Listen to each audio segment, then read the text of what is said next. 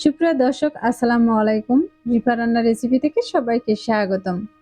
আজ আমি তৈরি করে দেখাবো ডিম আর বাঁধাকপি দিয়ে দুপুরের বা রাতের জন্য খুবই ইউনিক একটি রেসিপি, যা হাতের কাছে থাকা সামান্য কিছু উপকরণ দিয়ে তৈরি করে নিতে পারবেন। এই রেসিপিটি বানানো যেমন সহজ, খেতেও কিন্তু ভীষণ মজার হয়। একবার বানালে বারবার বানাতে চাইবেন। আশা করছি আমার আজকের রেসিপি আপনাদের কাছে খুবই ভালো লাগবে। রেসিপি ভালো লাগলে ভিডিওতে একটি লাইক দিয়ে শেয়ার করতে ভুলবেন না। আমার চ্যানেলে নতুন এসে থাকলে চ্যানেলটি সাবস্ক্রাইব করে আমাকে সাপোর্ট করবেন। তাহলে আর কথা না বাড়িয়ে এবার চলে যাচ্ছি মূল রেসিপিতে। আজকের এই রেসিপিটি বানানোর জন্য এখানে কিছু বাঁধাকপি আমি কেটে পরিষ্কার করে ধুয়ে নিয়েছি। আর এর মধ্যে দিয়ে দিচ্ছি সামান্য পরিমাণে লবণ। লবণটা দিয়ে এই বাঁধাকপিটাকে ভালোভাবে মিশিয়ে নিব। এটা মেশানো হয়ে গেছে। এখন আমি এটাকে হাত দিয়ে ভালোভাবে চেপে চেপে মাখিয়ে নিব। এটা এভাবে হাত দিয়ে চেপে চেপে মাখিয়ে নিলে কিন্তু এই বাঁধাকপি থেকে অনেকটাই পানি বেরিয়ে আসবে। এ পর্যায়ে দেখতে পাচ্ছেন এটা মাখানোর পর কিন্তু অনেকটা পানি বেরিয়ে এসেছে। এখন এই পানিটাকে আমি হাত দিয়ে চাপ দিয়ে বের করে নিব।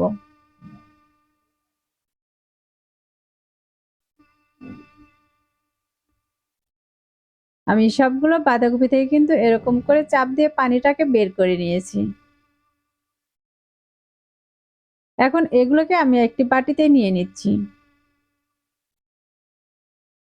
আর এটাকে হাত দিয়ে একটু ঝুড়ো করে নিচ্ছি।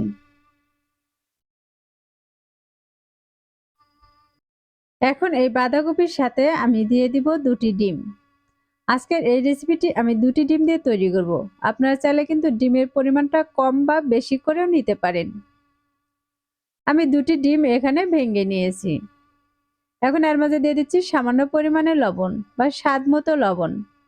আর দিয়ে দিচ্ছি কিছু ধনিয়া গুঁড়া। এখন এর মাঝে দিচ্ছি সামান্য পরিমাণে হলুদের গুঁড়া। এখন এর মাঝে দিয়ে দিচ্ছি লাল মরিচের গুঁড়া ১/২ চা চামচের মতো। আর এর সাথে দিয়ে দিচ্ছি ভাজা জিরের গুঁড়া সামান্য পরিমাণে। দিয়ে দিচ্ছি একটি বড় সাইজের পেঁয়াজ কুচি। এখন এই সবগুলোকে আমি একটি চামচ দিয়ে ভালোভাবে মিশিয়ে নিব। আমি এগুলোকে ভালোভাবে মিশিয়ে নিয়েছি। এখন এগুলোকে রান্না করার জন্য আমি এখানে একটি স্টিলের থালা নিয়েছি। আর এই থালার মাঝে কিন্তু তেল ব্রাশ করে নিয়েছি। আর থালাটা কিন্তু অবশ্যই শুকনা হতে হবে। এখন ডিমের মিশ্রণটি আমি দিয়ে দিচ্ছি। চামচ দিয়ে একটু চতুর্দিকে ছড়িয়ে দিব। এখন এটাকে আমি পানির ভাপে দিয়ে দিব। তার জন্য চুলায় একটি কড়াইতে পানি দিয়ে একটি স্ট্যান্ড দিয়েছি। আর এই স্ট্যান্ডের উপরে আমি ডিমের থালাটা দিয়ে দিচ্ছি। এখন এটাকে ঢাকনা দিয়ে জাল করে নিব ৫ মিনিটের মতো। এবার ৫ মিনিট পর আমি এটাকে দেখিয়ে দিচ্ছি। ৫ মিনিট পর ঢাকনাটাকে উঠিয়ে দেখিয়ে দিচ্ছি এটা কতটা ফুলে উঠেছে। এ পর্যায়ে ডিমটা কিন্তু একদম সেদ্ধ হয়ে গেছে। এখন আমি একটি চাকু দিয়ে এটাকে ছোট ছোট পিস করে কেটে নিব। আপনারা চাইলে কিন্তু এই ডিমটাকে আরো ছোট করেও পিস করে কেটে নিতে পারেন।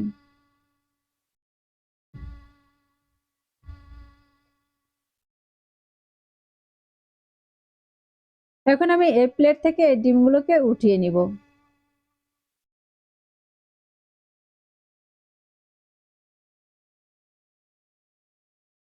এভাবে বাঁধাকপি দিয়ে যদি ডিমটা রান্না করেন তাহলে কিন্তু বোঝাই যাবে না যে এটা বাঁধাকপি দিয়ে এই ডিমটাকে এভাবে রান্না করা হয়েছে।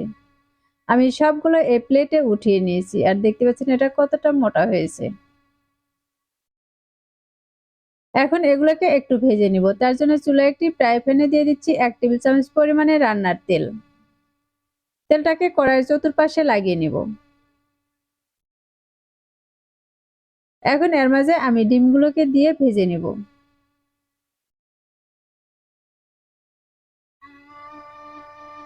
আমি ডিমগুলোকে কিন্তু কড়াইতে দিয়ে দিয়েছি। আর এক পাশে যখন এগুলোর কালার চলে আসবে তখন এগুলোকে আমি উল্টিয়ে নিব।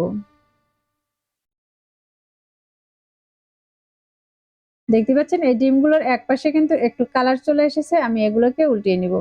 আর দুপাশে এরকম কিন্তু লাল ব্রাউন কালার করে ভেজে নিব।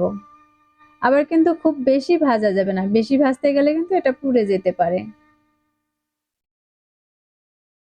আমার দুপাশে ভেজে নেওয়া হয়ে গেছে। এখন এগুলোকে আমি একটি প্লেটে উঠিয়ে নিচ্ছি।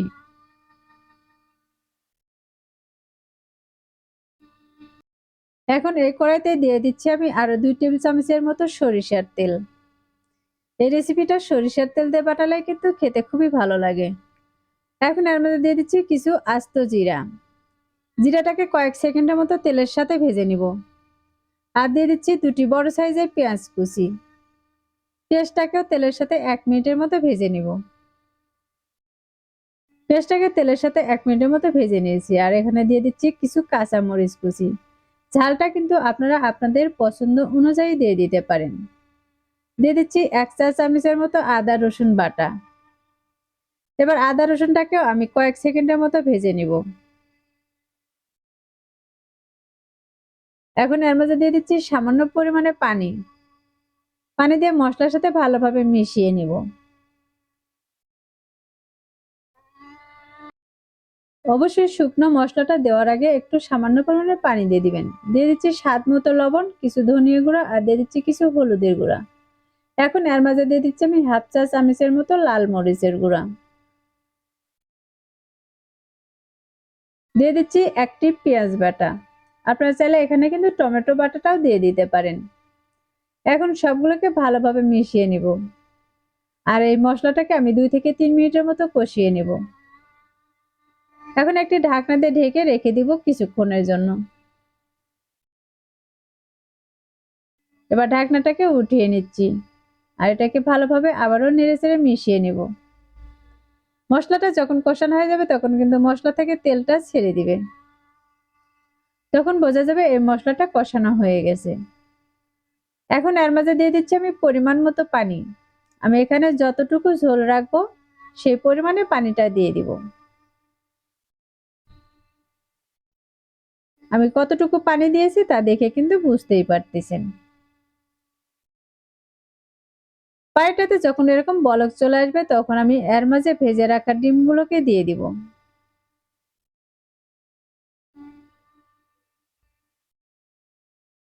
আমি সবগুলো কেটে রাখা ডিমগুলোকে কিন্তু এর মাঝে দিয়ে দিয়েছি।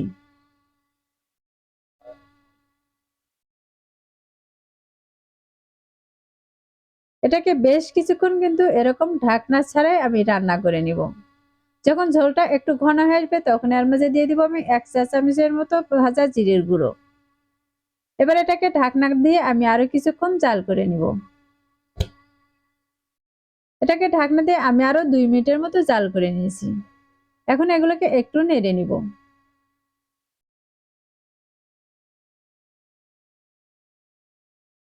এখানে ঝোলটা যতটুকু রাখা প্রয়োজন ততটুকুই রাখতে পারেন। এ পর্যায়ে কিন্তু ঝোলটা অনেকটাই ঘন হয়ে এসেছে। আমি আবার এটাকে ঢাকনা দিয়ে জাল করে নিব। আর এ পর্যায়ে দেখতে পাচ্ছেন এই ঝোলটা কিন্তু অনেকটা ঘন হয়ে এসেছে। এ পর্যায়ে আমি চুলাটাকে অফ করে দিয়েছি। এখন এগুলোকে আমি একটি বাটিতে উঠিয়ে দেখিয়ে দিচ্ছি। তাহলে দর্শক দেখতেই পেলেন কত সহজে এই ডিমের রেসিপিটি তৈরি করে নিলাম। এই ডিমের রেসিপিটা খেতে কিন্তু ভীষণ মজার হয়। আশা করছি প্রতিদিনের মতো আমার আজকের রেসিপি আপনাদের কাছে খুবই ভালো লেগেছে। আমার রেসিপিগুলো ভালো লাগলে ভিডিওতে একটি লাইক দিয়ে শেয়ার করার অনুরোধ রইল। আর রেসিপিটি বাসায় অবশ্যই একবার ট্রাই করবেন। আর আমাকে কমেন্টে লিখে জানাবেন আমার আজকের রেসিপি আপনাদের কাছে কেমন লেগেছে। যারা আমার চ্যানেলটি এখনো সাবস্ক্রাইব করেনি তাদেরকে চ্যানেলটি সাবস্ক্রাইব করার অনুরোধ রইল। আর যারা চ্যানেলটি সাবস্ক্রাইব করেছেন তাদেরকে অসংখ্য ধন্যবাদ। কথা হবে আবারও সহজ কোনো রেসিপি নিয়ে। এ পর্যন্ত সবাই ভালো থাকবেন, সুস্থ থাকবেন আর আমার ভিডিওর সাথেই থাকবেন। আল্লাহ হাফেজ।